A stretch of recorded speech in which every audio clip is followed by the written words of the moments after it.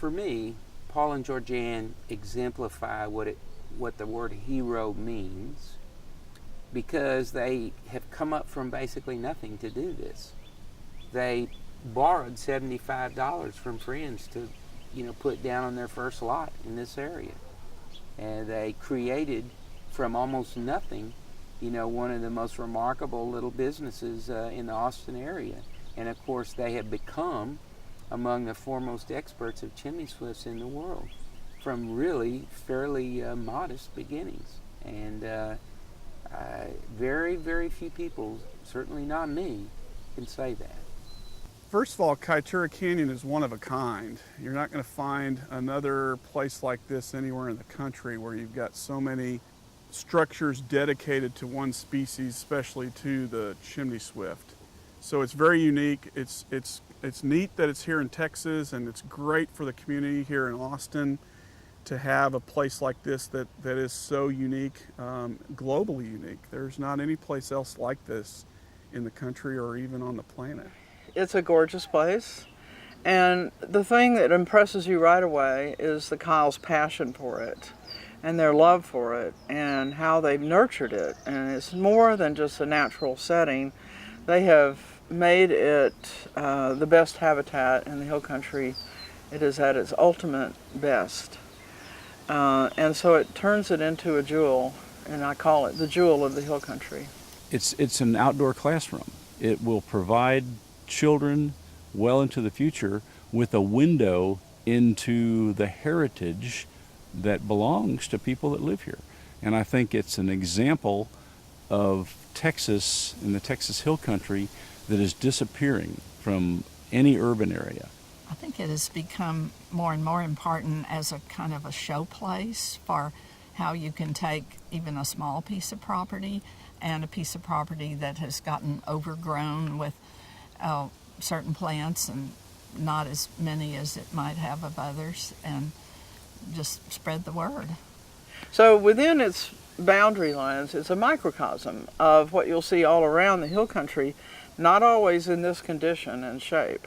It shows how even a small piece of property can be habitat for lots of birds and other wildlife, and also it can be improved. They didn't find it like this and just maintain it. They greatly improved it. I think one thing that impresses me about Kaietura Canyon is that every time I come, there is something new, something different, something huge that's been accomplished, from the handicap ramp to the ponds to the Kiva amphitheater to the garden area. There always is a project going on. The first time I went to Kaietura Canyon, we were invited out to go to dinner at the Kyle's, and they cooked this amazing meal, and then they started showing us all these towers they'd built and cameras that they had in them so they could monitor what was going on inside. There's a place called the Kiva where they have a fire pit, and they manufactured some cement sitting areas that they put around the Kiva, and they placed some leaves and different wildlife related things to imprint in the cement. And I think that's a beautiful way to show a place where people can gather to talk about what's important in this wildlife sanctuary, and they have decorated it in a way that it kind of brings in the wildlife as well as the spirit of the place. One of the areas that I love of Kaietura Canyon is the garden. It really reflects Georgianne's expertise and love of raising plants.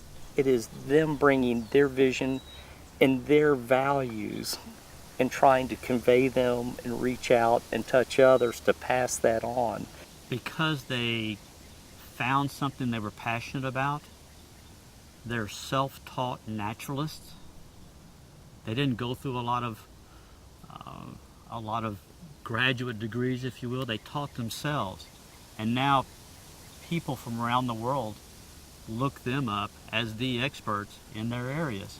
And the work they do is reaching out still every single day to adults and children alike, people that live right here, but they have no idea what is right here so special. They might be willing to travel 1,000 miles to go to a national park when they don't have to go but 5 and see, hey, we live in a really unique, special place. And so to me, that's what Kaietura Canyon's all about, the Kyles, and bringing that vision and trying to touch the future. It's just a special place where you can renew your spirit, you can renew your knowledge, and you can be inspired. They have preserved this area so it's like it was hundreds of years ago, and hopefully it'll remain that way. But it's due to the fact that Paul and George care and love Texas and this property so much that it's still here. And I think it's wonderful that they've done that. Well, the Kyles are doing this out of the goodness of their heart. You know, some of us get a paycheck, like myself included. They're doing this because they love it. And now look at the Kyles, and they are so rich in a different way, which is rich in their values and what they want to do. And they bring that richness of their values and share it with so many others, and literally have given as a gift everything they have, and they keep on giving. And it's a gift that will live far beyond their days here and all of us. Oftentimes we think of the conservation movement as being something that requires, large grassroots movements or major commitments of public dollars or huge political support. But here you have a couple of people that have demonstrated just by their own resources, their own talents, and their own passion that they've made a very, very significant difference, not only in the survival of this unique species, but in the community at large.